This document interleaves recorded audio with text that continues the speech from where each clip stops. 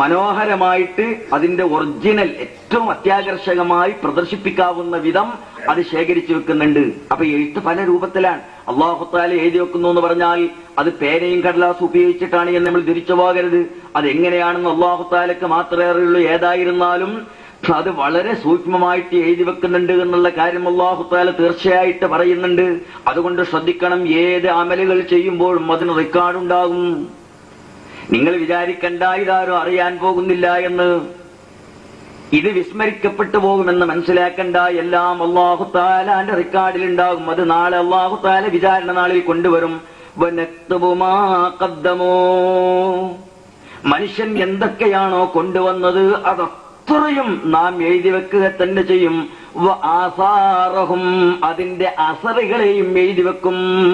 അത് പ്രത്യേകം മനസ്സിലാക്കേണ്ട ഒരു കാര്യമാണ് കേട്ടോ. നമ്മുടെ ഈ പ്രവൃത്തികളുണ്ടല്ലോ, നമ്മുടെ പ്രവൃത്തികളും നാം കൊണ്ടുവന്നു എന്ന് പറയുന്ന കാര്യങ്ങളൊക്കെ ഇത് മാത്രമല്ല അല്ലാഹു എഴുതി വെക്കുക, ഇതിന്റെ ഫലങ്ങളും എഴുതി വെക്കും. അങ്ങനെ ഒരു പ്രശ്നം ഉണ്ടായത്. അത് സൽക്കർമ്മം ചെയ്യണവർക്ക് നല്ലതാണ്. കാരണം അവർ സൽക്കർമ്മം ചെയ്താൽ ആ സൽക്കർമ്മം അവർക്ക് വേണ്ടി എഴുതി വെക്കും. അവസാനം അതിന്റെ ഫലമായിട്ട് ആരൊക്കെ എന്തൊക്കെ സൽക്കർമ്മം ചെയ്യുന്നോ അത് മുഴുവനും അല്ലാഹു തആല ഇവന്റെ റെക്കോർഡിൽ എഴുതി വെക്കും. അപ്പൊ സൽക്കർമ്മം ചെയ്യുന്നവർക്ക് അല്ലാഹു തആല ഈ പറഞ്ഞത് വലിയൊരു സന്തോഷ വാർത്തയാണ്.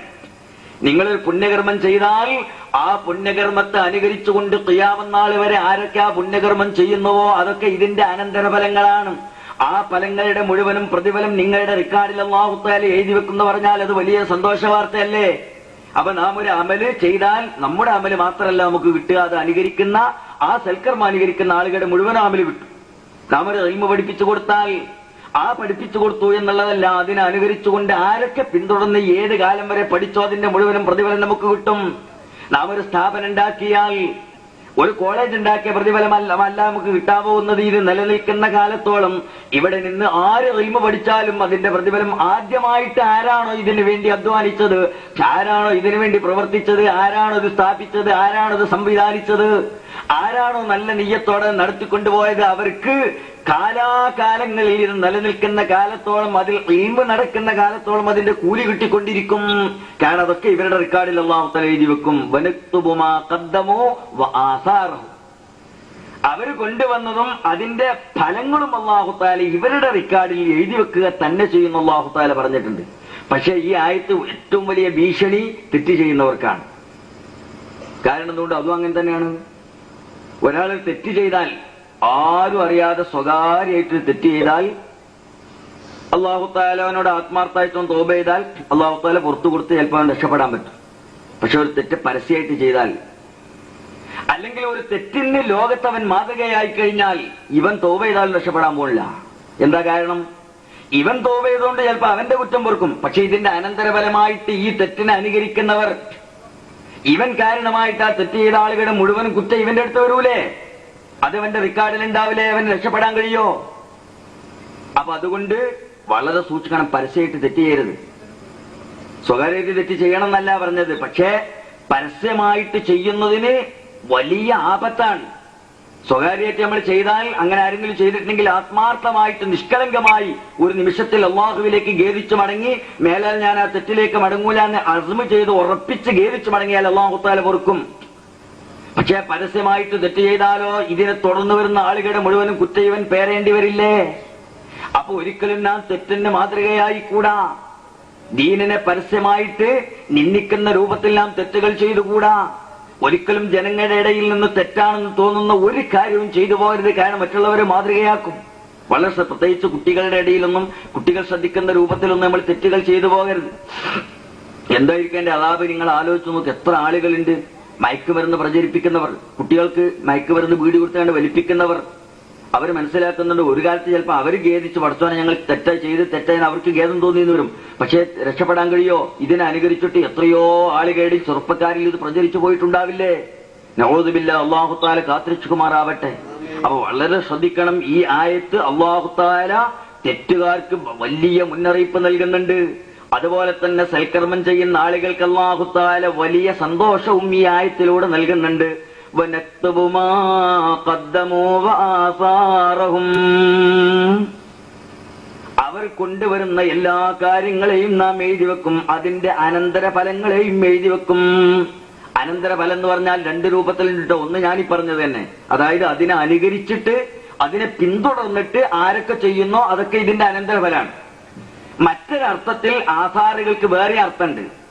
ഈ കർമ്മങ്ങളുടെ അസറുകള് ഈ തൊട്ട സ്ഥലത്തൊക്കെ ഉണ്ടാവുമല്ലോ, അതും അല്ലാഹു തആല എഴുതി വെക്കും.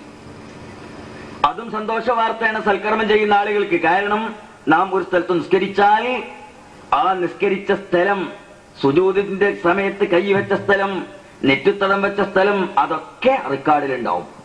ആ സ്ഥലം മുഴുവനും മഹ്ശറയിൽ അവന് വേണ്ടി സാക്ഷി നിൽക്കും. നിങ്ങൾ വിശുദ്ധ ഖുർആൻ നോക്കിയിട്ട് ഇങ്ങനെ പാരായണം ചെയ്താൽ നിങ്ങളുടെ ദൃഷ്ടി പതിഞ്ഞതിന്റെ ഫലം, അതിന്റെ അസർ ഈ ഖുർആനിലുണ്ടാകും. നിങ്ങളിത് കൈവച്ചാൽ നിങ്ങൾ കൈവച്ചതിന്റെ അസർ ഖുർആനിലുണ്ടാകും.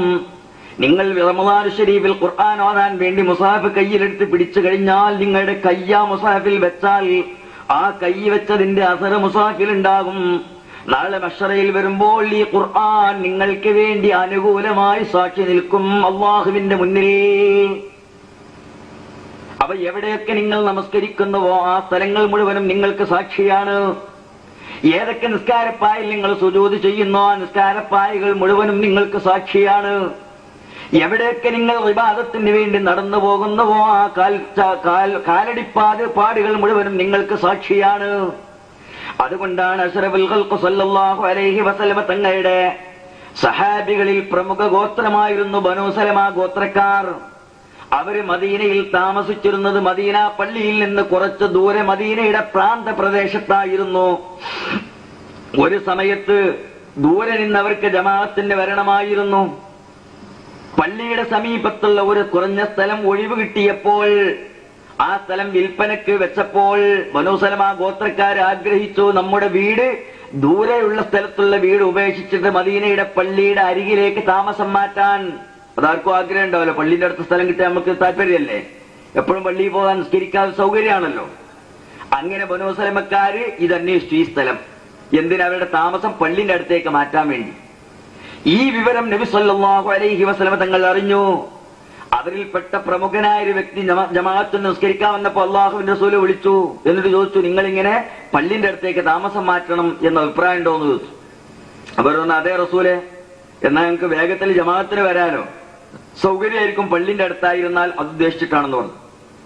അള്ളാഹുവിന്റെ റസൂല് പറഞ്ഞു, വേണ്ട, യാ ബനീ സലമ ദിയാറക്കും തുക്തബ് ആസാറുക്കും, യാ ബനീ സലമ ദിയാറക്കും തുക്തബ് ആസാറുക്കും, ദിയാറക്കും തുക്തബ് ആസാറുക്കും. 3 പ്രാവശ്യം റസൂലുള്ളാഹി സ്വല്ലല്ലാഹു അലൈഹി വസല്ലം പറഞ്ഞു, ബനൂ സലമക്കാരെ നിങ്ങൾ വീടിപ്പുള്ള സ്ഥലത്താണ് നിന്നോട്ടെ. എന്താ കാരണം? തുക്തബ് ആസാറുക്കും, നിങ്ങളുടെ അസറുകൾ എഴുതപ്പെടുന്നുണ്ട്. അത് നിങ്ങൾക്ക് മനസ്സിലായിട്ടുണ്ടോ? അതായത് നിങ്ങൾ 1.5 കിലോമീറ്റർ ദൂരെ നിന്നാണ് പള്ളിയിലേക്ക് വരുന്നതെങ്കിൽ നിങ്ങൾ ആ ജമാഅത്തിന് വേണ്ടി വരുമ്പോൾ വെക്കുന്ന ഓരോ ചവിട്ടടിപ്പാടികളും അല്ലാഹുവിന്റെ റിക്കാർഡിലുണ്ട്. നിങ്ങൾ 100 അടി ചവിട്ടി നടന്നിട്ടാണ് പള്ളിയിൽ വരുന്നതെങ്കിൽ 100 അടി ചവിട്ടിയതിന്റെ പ്രതിഫലമാണ് നിങ്ങൾക്ക് കിട്ടാൻ പോകുന്നത്. നിങ്ങൾ പള്ളിയുടെ അടുത്തായാൽ അത് 10 അടി കൊണ്ട് പള്ളിയിലെത്തിക്കഴിഞ്ഞാൽ നിങ്ങളുടെ പ്രതിഫലം കുറഞ്ഞു പോവില്ലേ? അപ്പോ നിങ്ങൾ എത്ര ദൂരത്താണോ അത്രയും ആ ചവിട്ടടിപ്പാതകൾ റെക്കോർഡിലുണ്ടാകും, അല്ലാഹു തആല എഴുതി വെക്കുന്നുണ്ട്. അതാണ് അസർ എന്ന് പറഞ്ഞത്. അപ്പൊ നമ്മൾ തൊട്ടീനൊക്കെ അസർ ഉണ്ടാവും, നമ്മൾക്ക് കാണാൻ പറ്റൂല. നമ്മൾ കണ്ടിട്ടില്ലെങ്കിൽ അസർ ഉണ്ടാവുമല്ലോ. നിങ്ങളൊരു പൊരിയിലെ കള്ളം കടന്നാല് പോലീസിൽ റിപ്പോർട്ട് ചെയ്യൂലേ? പോലീസുകാരെന്താ ചെയ്യാ? അവർക്കൊന്നും മനസ്സിലാവില്ല, അവർ നമ്മളെ പോലത്തെ മനുഷ്യന്മാർ തന്നെയാണ്, കുപ്പായം വേറിട്ടേ ഉള്ളൂ.